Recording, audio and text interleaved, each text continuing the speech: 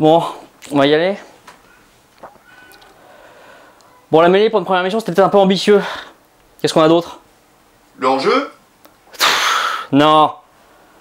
Je sais pas moi, la convention FFR-LNR?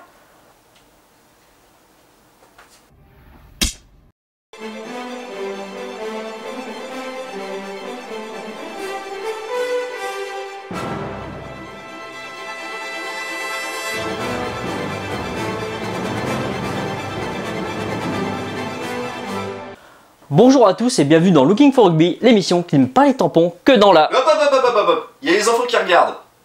Les enfants? Bah oui, des enfants. Et d'où est-ce qu'ils viennent les enfants?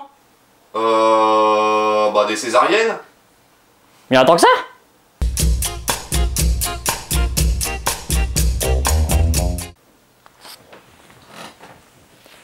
Saviez-vous que dans certaines régions françaises, 40% des accouchements n'ont plus lieu par voie basse?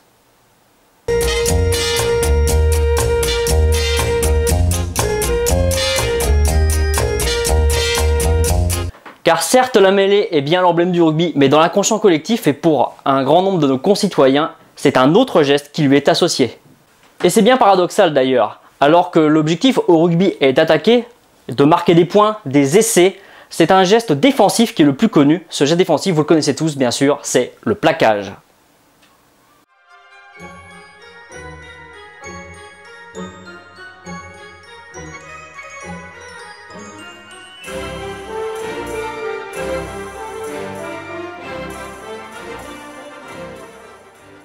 En effet, il suffit de taper rugby sur YouTube ou dans Google pour s'en rendre compte. Le plaquage est quasiment synonyme de rugby et on ne compte plus les innombrables compilations de big hits. Certains plaqueurs se distinguent notamment par rapport aux autres. En France, bien sûr, le plus connu de la ménagère de moins de 50 ans, c'est l'inénarrable poilu de Bergali, Sébastien Chabal. Mais pour les connaisseurs, c'est bien sûr l'indispensable Thierry Dussautoir qui revient le plus. Pour les connaisseurs un peu plus anciens, qui ont plus d'expérience, Serge Betsen reste une référence. Les nostalgiques, qui comptent beaucoup plus de sélections, parleront avec émotion de Brian Lima. Et les vieux, eux, parleront surtout de Jean-Pierre Rive. Et à ce petit jeu du meilleur plaqueur, certains pays se distinguent plus que d'autres également. On pourra parler, par exemple, des archipels des Samoa et des Tonga, mais également de l'Afrique du Sud, tout comme de nos amis de Géorgie. Une petite définition du plaquage tout de même. Le plaquage est un geste défensif, on verra la défense dans une autre vidéo, même si parfois on parle de plaquage offensif ou plaquage en avançant.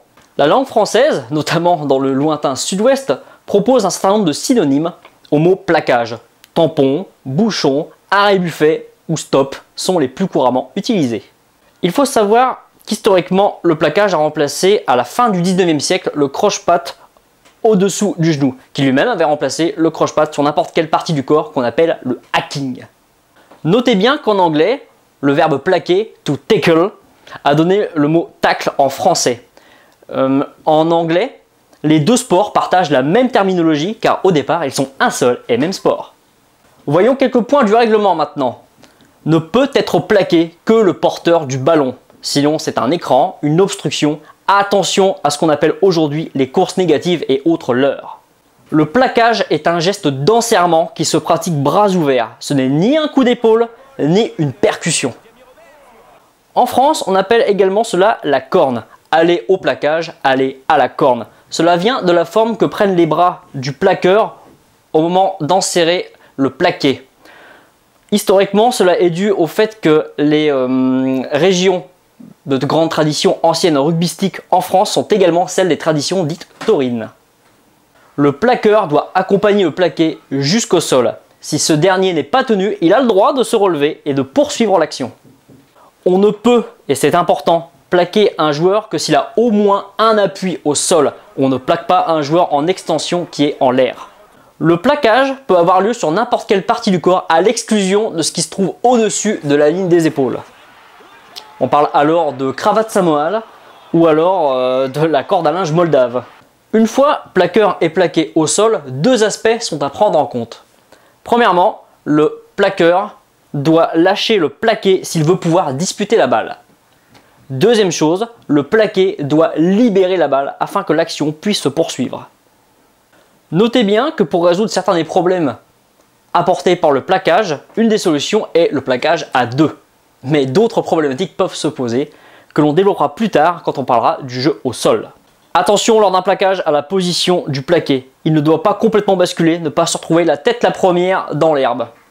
C'est ce qu'on appelle un plaquage cathédral et c'est interdit en rugby à 15, toujours autorisé chez nos cousins difformes, les trésistes, mais cela est interdit notamment depuis que Brian Driscoll a été plaqué de cette manière par Tana Umaga lors de la tournée des Lions britanniques en 2005 en Nouvelle-Zélande. Quelques mots de la technique tout de même. Pour le plaquage, au niveau professionnel, il y a globalement deux écoles. Premièrement, on peut plaquer le haut du corps. C'est un geste plutôt rude, mais qui empêche la libération du ballon, la passe après contact du joueur plaqué. Par contre, celui-ci peut continuer à avancer. La deuxième solution, c'est de plaquer aux jambes. Dans ce cas, la course du plaqué est interrompue, mais par contre, il dispose de la possibilité de faire vivre la balle, de passer à un partenaire pour poursuivre l'action. Attention avec ce genre de plaquage, quand on se jette dans les jambes d'un joueur, à prendre un coup de genou derrière les fagots en pleine tête. C'est pour cela que le plaquage à deux s'est généralisé au niveau professionnel parce qu'il permet d'associer les deux gestes d'un seul coup. Mais attention tout de même, puisqu'il mobilise deux défenseurs pour un attaquant, si jamais ce dernier réussit à faire vivre la balle, il risque d'y avoir un petit problème de nombre de défenseurs. Mais tout cela, chers amis, c'est essentiellement pour le haut niveau. Chez les gens normaux, les divisions inférieures et les amateurs, le but du jeu consiste à bloquer le bassin de son adversaire à l'aide de l'épaule, puis à enserrer ses jambes pour le faire tomber. Et maintenant, un petit exercice pour voir si vous suivez bien. Dans la scène suivante, Bismarck du Plessis, le talonneur de l'Afrique du Sud, va se confronter à Cédric Emmons, l'ailier du 15 de France. C'était à Toulouse, au Stadium, en 2009, lors de la tournée du mois de novembre. Les équipes de l'hémisphère sud dans l'hémisphère nord. A votre avis, combien de fautes commet Monsieur Duplessis? Aucune, une, deux, trois. Il en commet bel et bien 3, puisqu'il prend Cédric Emmons à l'épaule, sans ballon et en l'air. A ton avis, Hagen, il a été sanctionné comment, Duplessis, là-dessus? En rouge, je pense, non? Ouais, bah non, l'arbitre est regardé ailleurs. Rien. Pour ce deuxième exemple, nous retrouvons notre grand ami Bismarck Duplessis, mais cette fois-ci en Nouvelle-Zélande en 2013 pour le tournoi des 4 nations qui oppose les 4 nations majeures de l'hémisphère sud, sur un plaquage sur la personne de Daniel Carter. A votre avis, combien commet-il de fautes? Aucune, une, deux ou 3? Eh bien, il ne commet aucune faute puisqu'on voit qu'il enserre parfaitement Daniel Carter et qu'il l'amène au sol et que Daniel Carter est le porteur du ballon. Il n'y a donc rien à dire. A ton avis, Hagen, il s'est passé quelque chose Oh bah l'arbitre il est coulé, c'est bien joué, tout va bien, il n'y a pas de carton jaune. Il a mis un carton jaune, c'était Romain Poite, l'arbitre français, qui a mis carton jaune. Sauf que, petite précision, Bismarck Duplessis avait pris déjà un carton jaune en première mi-temps et donc il a eu un rouge. C'est même pas à l'heure de jeu, je crois que c'est à la 50e minute. Les Springboks se retrouvent à 14 contre 15 et là, bah, l'affaire est entendue. C'est dommage parce que Bismarck Duplessis faisait un super match, il avait même marqué un essai en première mi-temps après un ballon porté. Mais bon, que voulez-vous, c'est des choses qui arrivent. Et bien voilà, à peu près tout ce que vous pouvez vous dire sur le plaquage, geste élémentaire s'il en est, du rugby à 15. Et pour faire plaisir aux gens, on peut pas leur montrer une petite compile de plaquage, là, vite fait? C'est pas vraiment esprit rugby ça, hein. Là, les valeurs, tout ça, là, des coups dans la gueule, c'est pas trop l'esprit du truc, je sais pas si t'as compris là. Allez, c'est super marrant, vas-y. Non! Allez! Ah d'accord, allez c'est bon. On vous laisse donc avec une petite compile de Big Hit. Bon, on l'a fait nous-mêmes, hein, donc c'est pas... Enfin voilà, sur ce, je vous laisse. Et avant que t'éteignes mon petit Hagen, vous êtes déjà 1600 à avoir liké notre page sur Facebook, ça nous fait vraiment plaisir. On vous retrouve, et j'espère, plus nombreux la prochaine fois. Salut!